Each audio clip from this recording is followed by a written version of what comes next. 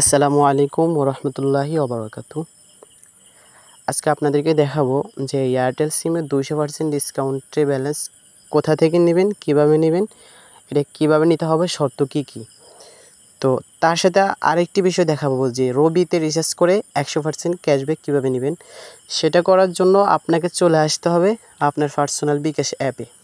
এখানে আসার পরে ডান পাশে নিচে দেখেন লেখা আছে ইনবক্স।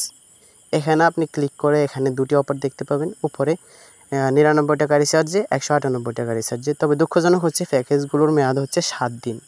যদি 30 দিন হতো তাহলে কিন্তু হিট করে লাভ বেশি হতো আর কি।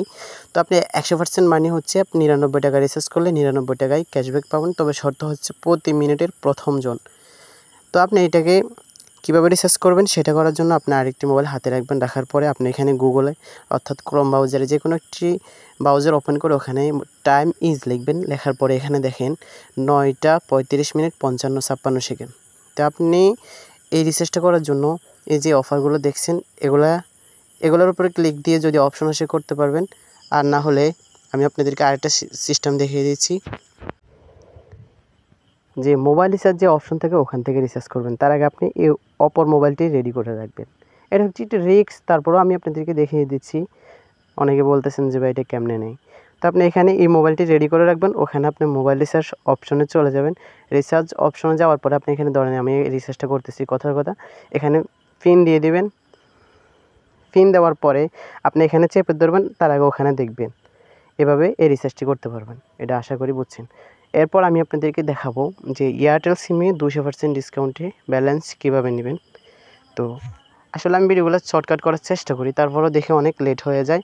আর আমি এমন জায়গাতে থাকি এখানে কিন্তু শব্দ, সেই কারণে ভিডিওগুলো আসলে সুন্দর হয় না।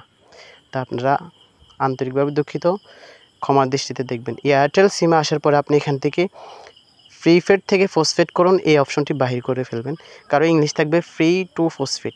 এখানে দেখেন 100 টাকা রিচার্জ করা ছাড়া কিন্তু প্যাকেজটি অ্যাক্টিভ হবে না। অর্থাৎ প্যাকেজ না, এটা হচ্ছে একটা আপনার সিমকে অর্থাৎ ধরে নেওয়া যায় নষ্ট করে ফেলা। তো সেটা কীভাবে নষ্ট আমি আপনাদেরকে বুঝিয়ে বলি। এখন আপনি যদি অ্যাপস থেকে করেন তাহলে কিন্তু আপনি 200% ডিসকাউন্টের ব্যালেন্স নিতে পারবেন না।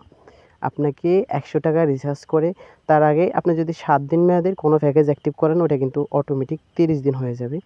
তো আপনি দেখেন এখানে কিন্তু রিচার্জ করা যাচ্ছে না, অর্থাৎ এই প্যাকেজগুলো আমরা নিব না। এটা নিলে কিন্তু ক্ষতি হবে।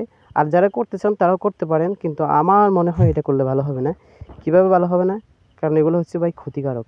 একটা সিমকে সিমের জীবনটা নষ্ট করে দেওয়া, সিমটা শেষ। কিন্তু আপনি গ্রামীণ সিমে করলে করতে পারেন, কারণ গ্রামীণ সিম ফিরে আসা যায়। পোস্টপেড করলে প্রিপেডে ফিরে আসা যায়। আর রবি আর এয়ারটেল করলে কিন্তু আপনি ফিরে আসতে পারবেন না। তো সেক্ষেত্রে এগুলা আপনি দেখে শুনে কাজগুলো করবেন। যদি আপনার কাছে ভালো মনে হয় তাহলে আপনি এগুলো করতে পারবেন। ভালো থাকবেন, সুস্থ থাকবেন। আল্লাহ হাফেজ। আসসালামু আলাইকুম।